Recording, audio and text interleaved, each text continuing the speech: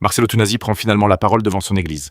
Ce n'est pas un homme venu démontrer sa force, mais un homme marqué par une épreuve qui a bouleversé toute sa vie. Dès les premières minutes de son témoignage, le silence envahit l'assemblée.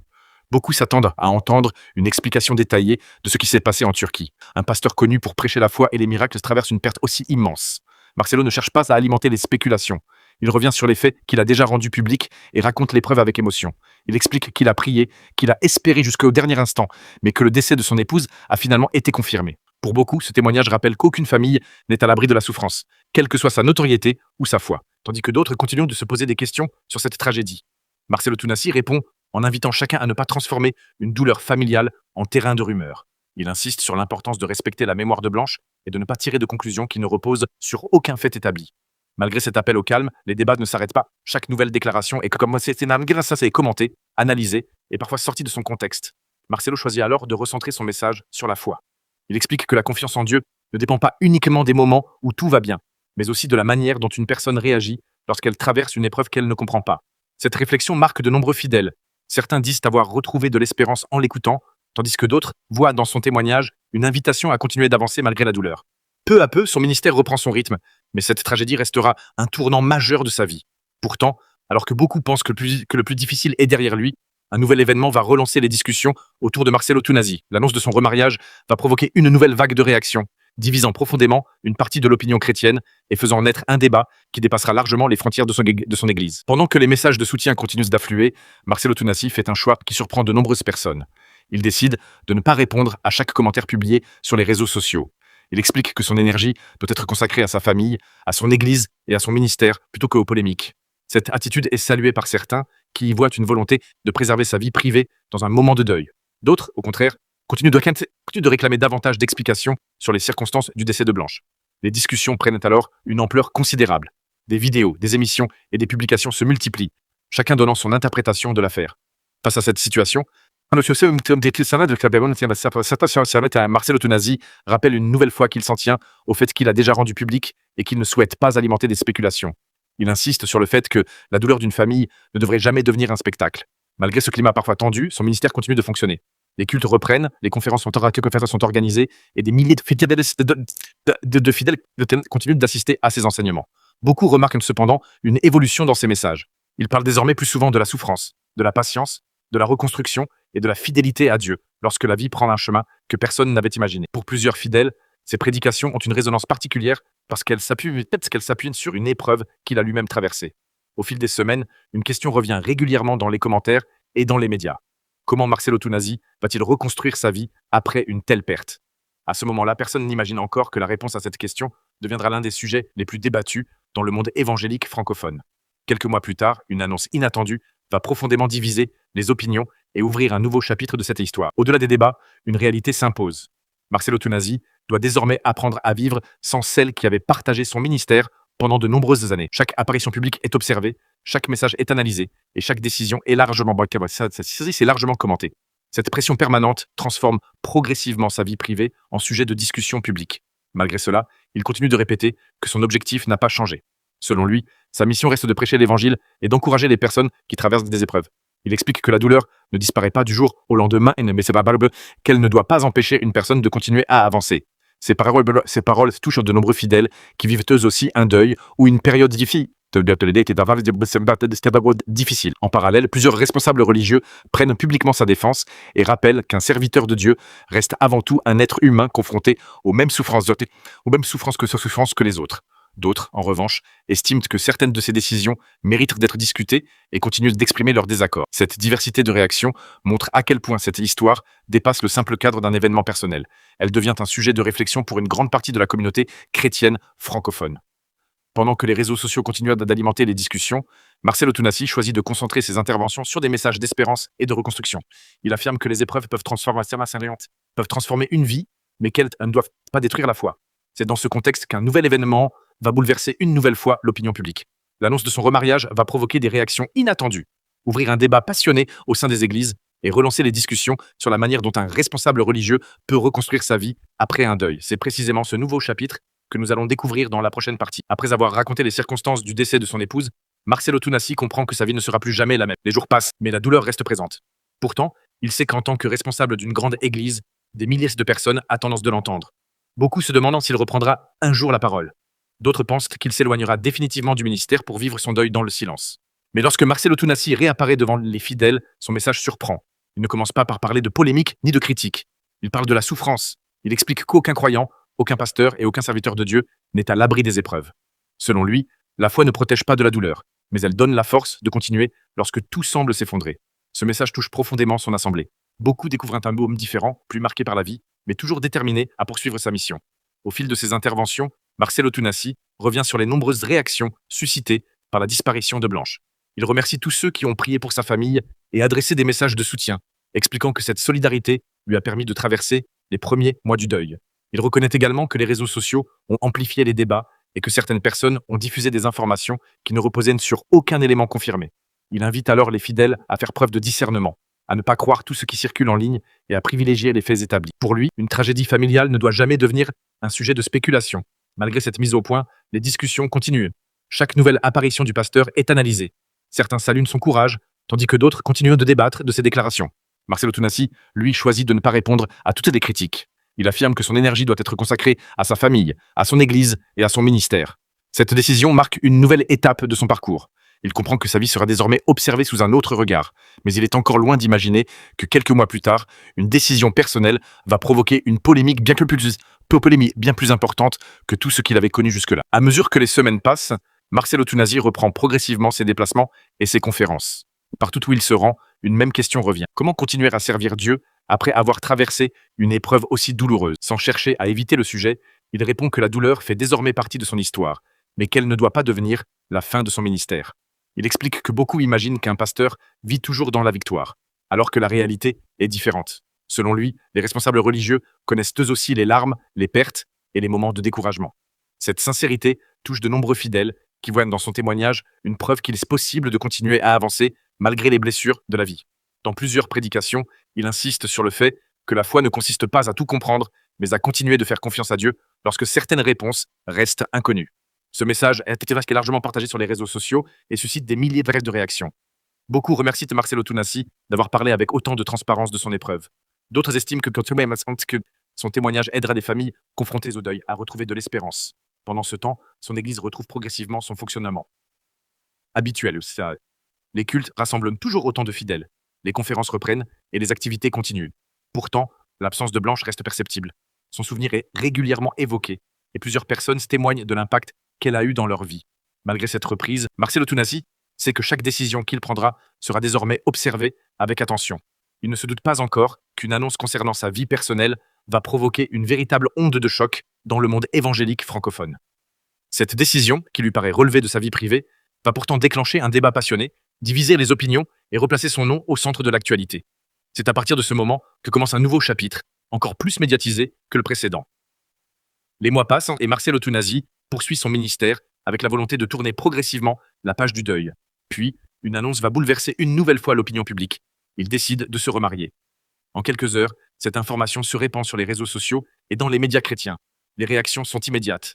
Une partie des fidèles accueille cette nouvelle avec compréhension, rappelant qu'il est veuf et que le remariage est permis dans la foi chrétienne. Pour eux, personne ne peut décider à la place d'un homme du moment où il doit reconstruire sa vie. Mais une autre partie de l'opinion réagit très différemment. Beaucoup estiment que cette décision intervient trop tôt après le décès de Blanche Tunasi. Des vidéos, des publications et des débats apparaissent sur Internet. Certains expriment simplement leur incompréhension, tandis que d'autres vont plus loin en formulant des critiques personnelles. Face à cette vague de réactions, Marcelo Tunasi choisit finalement de répondre. Il explique que cette décision n'a pas été prise sous le coup de l'émotion, mais après une période de réflexion, de prière et de discussion avec des personnes de confiance. Il rappelle qu'il reste profondément respectueux de la mémoire de Blanche et affirme que reconstruire sa vie ne signifie pas oublier celle qui a partagé de nombreuses années de son ministère. Il insiste également sur le fait que les personnes qu'il critique ne connaissent pas les réalités qu'il a traversées dans son intimité. Selon lui, il est facile de juger depuis les réseaux sociaux sans avoir vécu la même douleur. Malgré ces explications, la polémique continue de prendre de l'ampleur. Les avis se divisent, les débats se multiplient, et le nom de Marcelo Tunasi revient quotidiennement dans les discussions. Ce qui devait être une décision relevant de sa vie personnelle devient un sujet public qui dépasse largement son église. Certains responsables religieux prennent publiquement sa défense, tandis que d'autres expriment leur désaccord sur le moment choisi pour ce remariage. Marcelo Tunasi, de son côté, affirme qu'il ne répondra pas à chaque critique et qu'il préfère continuer à annoncer l'évangile plutôt que de nourrir les polémiques. Pourtant, alors que cette controverse semble atteindre son sommet, une nouvelle affaire va relancer les discussions. Des tensions avec certains membres de la famille de Blanche vont être évoquées publiquement, donnant naissance à une nouvelle série de débats, ce qui marqueront encore davantage cette période de sa vie. Le remariage de Marcelo Tunasi ne met pas fin au débat. Au contraire, il ouvre une nouvelle période de controverse. Les réseaux sociaux s'enflamment, des vidéos sont publiées chaque jour et les commentaires se contentent par milliers. Certains défendent son choix en rappelant qu'il est veuf et qu'il a le droit de reconstruire sa vie. D'autres estiment qu'il n'aurait pas agi de la même manière et expriment leur désaccord. Très vite, le débat dépasse le simple cadre de son remariage. Des rumeurs et des accusations commencent à circuler sur Internet, certaines visant directement le pasteur. Face à cette situation, Marcelo Tunasi décide de ne plus rester silencieux. Lors d'une prise de parole publique, il répond fermement aux allégations portées contre lui. Il rejette catégoriquement les accusations qui circulent et affirme qu'aucune ne repose sur des faits établis. Il rappelle que son épouse est décédée dans un contexte médical en Turquie, comme il l'avait expliqué publiquement dès les premiers jours.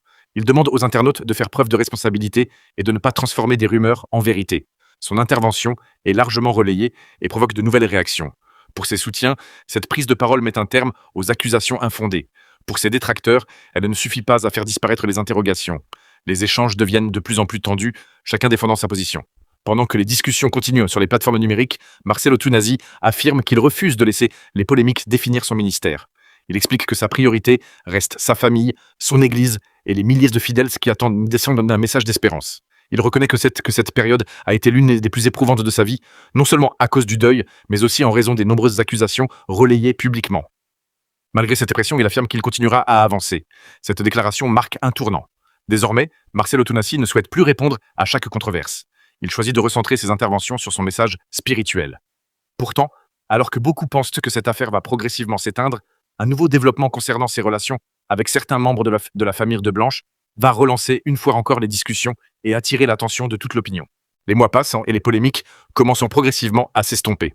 Marcelo Tunasi choisit de ne plus alimenter les débats et concentre désormais toute son attention sur son ministère. Il reprend les conférences, les campagnes d'évangélisation et les cultes devant des milliers de fidèles. Dans ses prédications, il parle davantage de la souffrance, de la résilience, du pardon et de la manière dont une personne peut continuer à avancer malgré les épreuves les plus douloureuses. Il explique que personne n'est épargné par les difficultés, pas même un serviteur de Dieu, mais que chaque épreuve peut devenir une occasion de renforcer sa foi. Ces paroles trouvent un écho auprès de nombreuses personnes qui traversent elles aussi des moments difficiles. Pendant ce temps, les discussions autour de sa vie personnelle continuent d'exister, mais elles prennent moins de place qu'auparavant.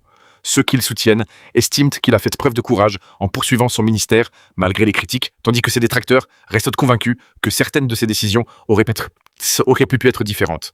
Marcelo Tunasi, quant à lui, refuse de vivre en fonction du regard des autres. Il affirme que son objectif est de rester fidèle à sa mission et de ne pas laisser les polémiques définir son avenir.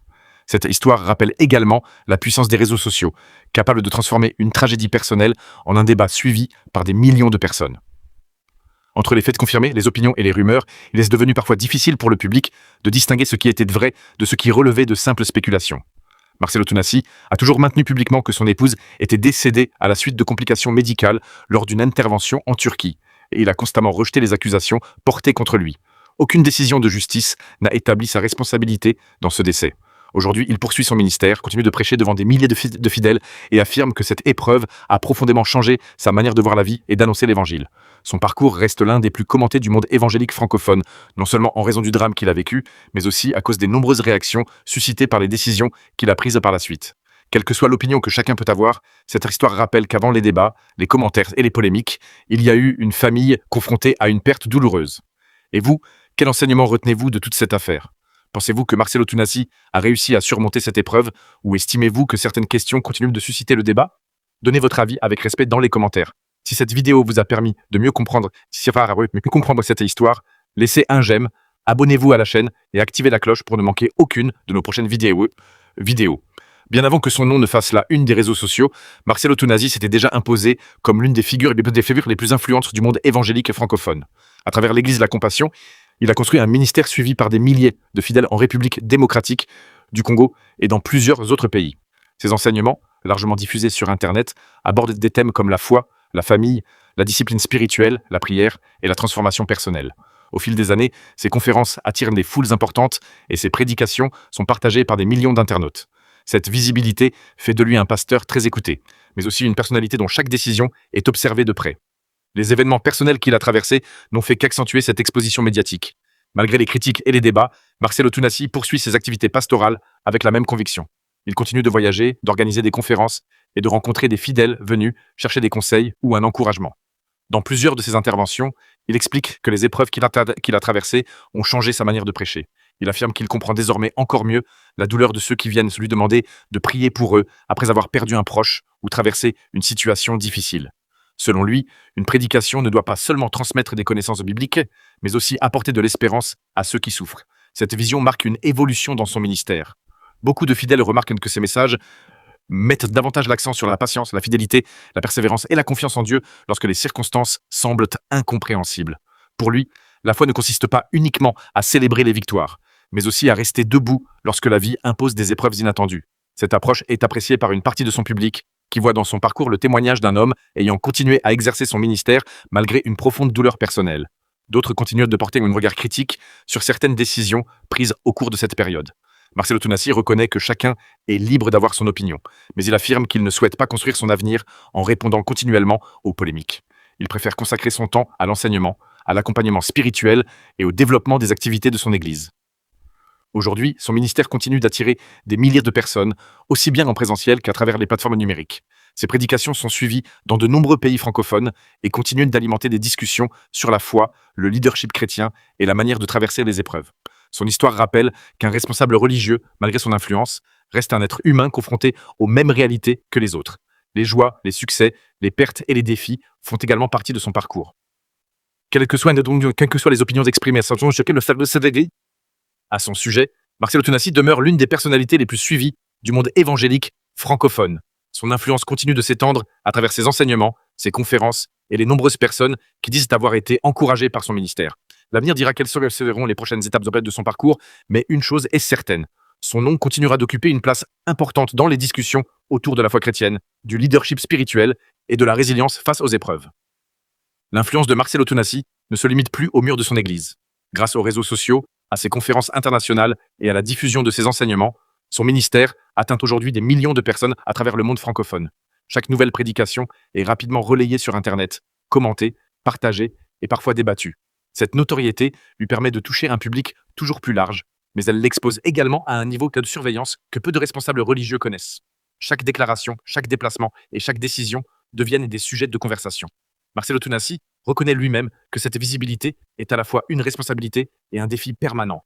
Il rappelle régulièrement qu'un homme de Dieu n'est pas parfait et qu'il reste un être humain confronté aux mêmes réalités que tous les autres. Dans plusieurs de ses enseignements, il insiste sur le fait que la véritable force d'un croyant ne se mesure pas à l'absence de difficultés, mais à sa capacité de rester fidèle à ses convictions lorsque tout semble s'effondrer autour de lui. Cette idée est devenue l'un des messages les plus récurrents de ses prédications récentes. Pour beaucoup de fidèles, cette évolution donne davantage de profondeur à son ministère, car ses paroles s'appuient désormais sur une expérience personnelle marquée par la souffrance et le deuil. D'autres continuent d'analyser son parcours avec un regard critique, estimant que certaines décisions auraient pu être prises autrement. Marcelo Tunasi, de son côté, affirme qu'il ne cherche plus à convaincre tout le monde. Il explique que le temps finit toujours par révéler les intentions d'une personne et que sa priorité reste de servir Dieu avec sincérité. Aujourd'hui, l'Église La Compassion poursuit son développement, organise régulièrement de grands rassemblements et continue d'accueillir des milliers de fidèles venus écouter les enseignements de leur pasteur. Malgré les tempêtes qu'il a traversées, Marcelo Tunasi demeure l'une des figures les plus influentes du christianisme évangélique en Afrique francophone. Son histoire montre à quel point la vie d'une personnalité publique peut basculer rapidement et combien il est important de distinguer les faits établis des nombreuses rumeurs qui circulent sur Internet. Une chose est sûre et certaine, son parcours continuera d'être observé, commenté et débattu pendant encore longtemps, tant son influence dépasse désormais les frontières de son pays. Aujourd'hui, lorsque l'on évoque le nom de Marcelo Tunasi, les avis restent partagés. Pour certains, il est avant tout un pasteur qui a continué à exercer son ministère malgré une succession d'épreuves personnelles. Pour d'autres, certaines décisions prises après le décès de son épouse continuent de susciter des interrogations. Quelles que soient les opinions, une réalité demeure. Son parcours a profondément marqué le monde évangélique francophone. Son histoire rappelle que les responsables religieux ne sont pas à l'abri des difficultés et qu'ils doivent, eux aussi, faire face aux conséquences de leur choix sous le regard permanent du public. Marcelo Tonassi affirme aujourd'hui que les épreuves qu'il a traversées ont transformé sa manière de voir la vie. Dans plusieurs de ses enseignements, il insiste sur l'importance de rester fidèle à ses convictions, même lorsque les circonstances deviennent difficiles. Il explique que la foi ne supprime pas les moments de souffrance, mais qu'elle peut donner la force de continuer à avancer. Ce message est devenu l'un des fils conducteurs de ses prédications récentes et touche de nombreuses personnes confrontées au deuil, aux épreuves ou à des périodes d'incertitude. Son ministère poursuit son développement à travers les conférences, les cultes et les plateformes numériques où ses messages continuent d'être suivis par des milliers de fidèles. Malgré les polémiques qui ont entouré certains épisodes de sa vie, Marcelo Tonassi affirme vouloir être jugé avant tout sur son travail pastoral et sur les enseignements qu'il transmet. Son parcours démontre également l'importance de faire la différence entre les faits établis et les rumeurs diffusées sur Internet. Dans une époque où les informations circulent très rapidement, il devient essentiel de vérifier les sources avant de tirer des conclusions. C'est d'ailleurs l'un des enseignements que cette histoire laisse derrière elle. Une tragédie personnelle peut rapidement devenir un sujet de débat mondial, surtout lorsqu'elle concerne une personnalité publique. Pour Marcelo Tonassi, l'avenir est désormais tourné vers la poursuite de son ministère, l'accompagnement des fidèles et la transmission de ses convictions. Que l'on partage ou non ses choix, son histoire continuera d'alimenter les discussions pendant longtemps. Merci d'avoir suivi cette vidéo jusqu'au bout. Si ce documentaire vous a permis de mieux comprendre les faits et le parcours de Marcelo Tonassi, dites-nous en commentaire quel passage vous a le plus marqué. N'oubliez pas de laisser un j'aime, de vous abonner à la chaîne et d'activer la cloche pour découvrir nos prochaines vidéos consacrées aux grandes figures du monde chrétien et à l'actualité qui fait débat. Avant de terminer, une dernière réflexion s'impose. L'histoire de Marcelo Tonassi dépasse le cadre d'un simple fait d'actualité. Elle a mis en lumière la difficulté de vivre un deuil lorsque chaque parole, chaque décision et chaque apparition sont observées par des millions de personnes. Dans un monde où les réseaux sociaux diffusent les informations en quelques secondes, une déclaration peut être reprise, commentée et parfois déformée à une vitesse impressionnante. Cette affaire rappelle donc l'importance de distinguer les faits établis des rumeurs et des interprétations personnelles. Ces débats autour de Marcelo Tonassi ont montré que les opinions peuvent être très différentes face aux mêmes événements. Certains voient dans son parcours l'histoire d'un homme qui a continué à avancer malgré une douleur immense. D'autres restent critiques à l'égard de certaines de ses décisions. Mais quelle que soit la position de chacun, une chose reste essentielle. Respecter les personnes concernées et éviter de transformer une tragédie familiale en source de désinformation. Aujourd'hui, Marcelo Tonassi continue de prêcher, de voyager et de partager ses enseignements avec des milliers de fidèles. Son ministère poursuit son développement et ses messages continueront d'être suivis bien au-delà de la République démocratique du Congo. Son histoire restera sans doute l'une des plus commentées du monde évangélique francophone, non seulement à cause des épreuves qu'il a traversées, mais aussi parce qu'elle a suscité de nombreuses réflexions sur la foi, le deuil, la reconstruction et la responsabilité des personnalités publiques. Merci d'avoir suivi ce documentaire jusqu'à la fin. Si vous avez appris quelque chose dans cette vidéo, dites-nous en commentaire quel passage vous a le plus marqué. Pensez-vous que cette histoire apporte une leçon particulière sur la manière de traverser les épreuves ou sur le regard que le public porte sur les responsables religieux? Échangeons dans le respect des opinions de chacun. N'oubliez pas de vous abonner, d'activer la cloche des notifications et de rejoindre notre communauté pour découvrir nos prochains documentaires consacrés aux grandes figures chrétiennes, à leur parcours et aux événements qui marquent de l'actualité. En regardant l'ensemble de cette histoire, une conclusion s'impose. Le parcours de Marcelo Tonassi montre qu'une seule épreuve peut bouleverser une vie entière. En l'espace de quelques mois, il est passé d'une vie de famille et d'un ministère mené aux côtés de son épouse à une période marquée par le deuil, les hommages, les débats publics, les critiques et les nombreuses réactions suscitées par ses décisions personnelles. Cette succession d'événements a profondément transformé son image auprès du public. Pourtant, malgré cette pression permanente, il a choisi de poursuivre son ministère. Ses prédications continuent de rassembler des milliers de fidèles et ses enseignements sont toujours suivis dans plusieurs pays francophones. Au fil du temps, son message a évolué. Il parle désormais davantage de la résilience, de la souffrance, de la patience et de la confiance en Dieu lorsque la vie ne se déroule pas comme on l'avait imaginé. Pour beaucoup, cette évolution donne une nouvelle dimension à son ministère, car ses paroles sont désormais nourries par une expérience personnelle particulièrement douloureuse. En parallèle, cette histoire rappelle aussi l'importance de vérifier les informations avant de les partager. Les réseaux sociaux permettent à une information de faire le tour du monde en quelques minutes, mais ils peuvent également propager des rumeurs qui finissent par être prises pour des vérités. Dans cette affaire, plusieurs affirmations ont circulé sans être confirmées par des éléments de preuve, tandis que Marcelo Tonassi a publiquement rejeté ces accusations. C'est pourquoi il est essentiel de distinguer les faits établis des spéculations. Au-delà des polémiques, cette histoire soulève aussi une question plus profonde. Comment une personne peut-elle reconstruire sa vie après avoir perdu un être cher, tout en restant sous le regard permanent du public? Chacun répondra différemment à cette question selon ses convictions et sa sensibilité. Une chose reste certaine. Marcelo Tunasi demeure aujourd'hui l'une des personnalités les plus influentes du monde évangélique francophone, et son parcours continuera sans doute d'être étudié, commenté et débattu pendant encore longtemps. Merci d'avoir suivi ce documentaire du début jusqu'à la fin. Si cette vidéo vous a permis de mieux comprendre les faits et le parcours de Marcelo Tunasi, faites-le nous savoir dans les commentaires. Quel moment de cette histoire vous a le plus marqué? Quel enseignement en retenez-vous? Échangeons avec respect et dans un esprit de dialogue. N'oubliez pas de laisser un j'aime, de vous abonner à la chaîne et d'activer la cloche des notifications. Votre soutien nous permet de continuer à produire des documentaires approfondis, basés sur les faits, afin de mieux comprendre les grandes histoires qui marquent le monde chrétien. Rendez-vous très bientôt pour une nouvelle enquête documentaire. Si ce documentaire vous a permis de découvrir une autre facette de Marcelo Tunasi, ce n'est pourtant qu'une partie de son histoire. Derrière les conférences, les prédications et les débats qui ont occupé l'actualité, se cache un parcours bien plus vaste. Avant de devenir l'un des pasteurs les plus influents d'Afrique francophone, Marcelo Tunasi a lui aussi connu des défis, des périodes d'incertitude et des moments qui ont façonné sa vision du ministère. Beaucoup connaissent ses sermons, mais peu connaissent les étapes qui l'ont conduit à bâtir l'Église de la Compassion, à former des milliers de responsables et à exercer une influence bien au-delà des frontières de la République démocratique du Congo. C'est cette partie de son parcours que nous explorerons dans une prochaine vidéo. Nous reviendrons sur ses débuts, les difficultés qu'il a rencontrées, les décisions qui ont changé sa vie, la croissance spectaculaire de son ministère et les enseignements qui ont fait de lui l'un des prédicateurs les plus écoutés de la francophonie. Vous découvrirez également les moments les plus marquants de son parcours pastoral, les défis auxquels son Église a été confrontée et les raisons pour lesquelles son nom continue de susciter autant d'intérêt aujourd'hui. Si vous ne voulez pas manquer cette enquête, pensez à vous abonner dès maintenant et à activer la cloche des notifications. Dites-nous également en commentaire quel autre sujet concernant Marcelo Tunasi ou une autre grande figure du monde chrétien vous aimeriez voir sur cette chaîne. Merci d'avoir suivi cette série jusqu'au bout. Nous nous retrouvons très bientôt pour un nouveau documentaire, avec encore plus de faits, d'analyses et d'histoires qui ont marqué le monde évangélique.